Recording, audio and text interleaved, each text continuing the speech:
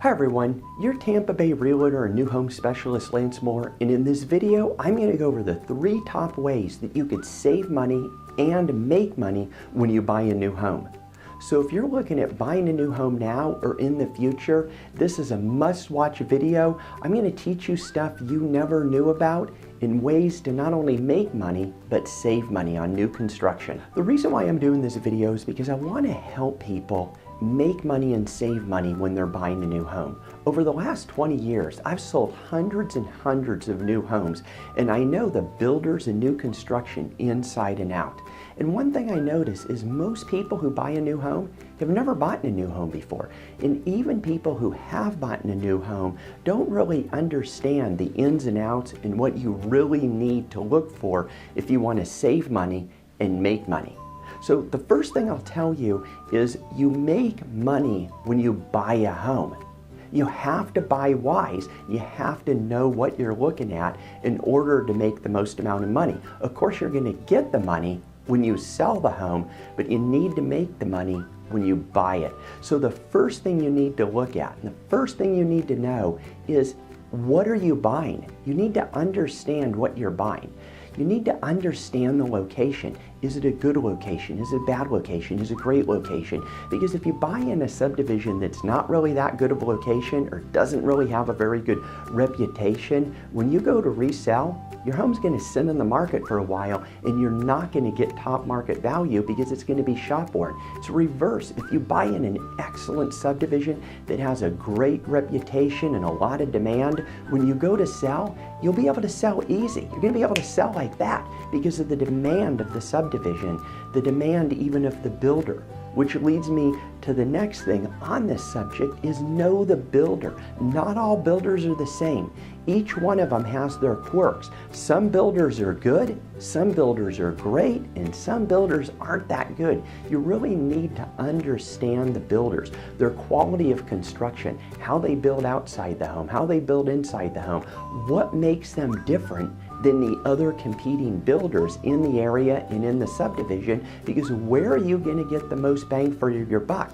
Or are they going to sort of lead you down the rabbit hole so you spend a lot more money? And a lot of people don't really understand this and know this because so many people, when they look at new homes, they're like, I like the floor plan and wow, look at all the gorgeous features and everything in this model home. So you need to understand the builders as well and make sure the builders have a good reputation and they're a reputable builder that they're going to finish your home. The second thing, and I know a lot of you might be saying, well, Lance, you're biased on this.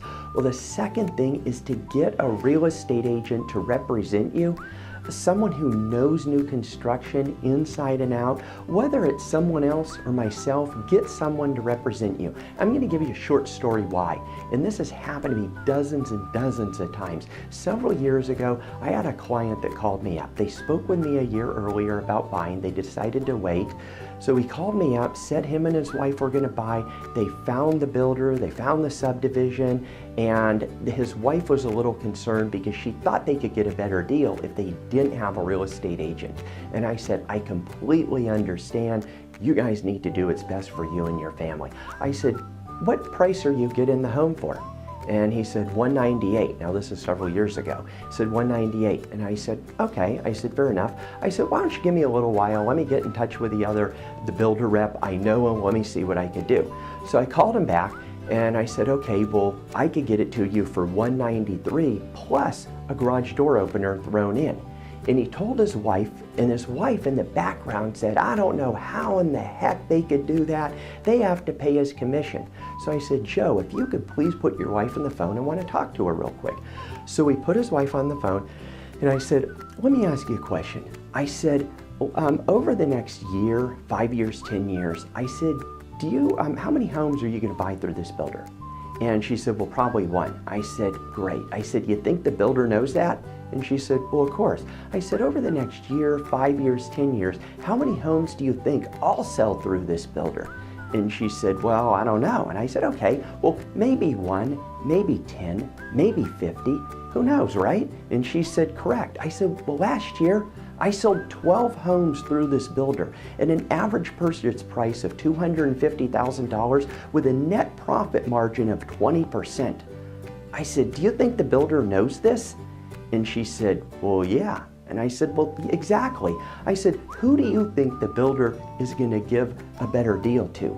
You or me? I said, it's just business. I said, let me explain how builders work, just so you understand. I said, every October or November, if their fiscal year is ending December 31st, they put their budget together. They put their marketing, their advertising, how many homes they're projected to start building, finish building, how many lots they're going to take down, what percentage of the homes are being sold through real estate agents, and they budget that money in. They budget their sales representatives' money in. They budget bonuses in there for their builders. Everything's budgeted in. I said, so whether you're buying a home through a real estate agent and having them represent you or you're not, it doesn't make any difference, because these builders are building hundreds and thousands, and in a lot of cases, some of the big ones are building tens of thousands of homes a year. So to them, this is business. They want the real estate agents to know about their product and be in the community, because I follow agents from subdivision to subdivision to subdivision, even some cases builder to builder. It's about relationships. So you just don't have the relationship that I have. I said, not only that, if something goes wrong, what are you going to do? I said, you're going to complain to 10 friends. They're never going to buy their product anyhow. I said, but myself in my office, I said, at least you have representation. And she understood that. And so we ended up buying the home, and of course they were very happy. Now the third thing, and this is also very overlooked by a lot of people, is actually the design center. On average, if you go into the design center, the average buyer will spend 10% of their purchase price in the design center on top of the cost the builder's given them. So if the builder's giving you, say, $20,000 on a $400,000 home, and they a lot of times call it flex money, an average buyer is going to spend $40,000, the 10%, plus the $60,000 in the design center, because a lot of buyers don't really understand how to look at everything, because you sign the contract and then you go into the design center, and the builders know this. So what I did, and not to make this video real long, but I did another video, I'm going to put a link up above, on how to save money in the design center, and believe me, this is a must know. You have to understand how to do this, or you're going to be spending a lot more money looking back than you probably would. So if you have any questions at all, please contact me. If you're looking at buying a new home, you're in the Tampa Bay area, or even in the Florida area, I would love to represent you. I have a lot of videos on new homes, on everything you need to know from new construction to A to Z, so please let me know how I can help you. I wish you the best of luck, and I hope this was helpful for you. Goodbye.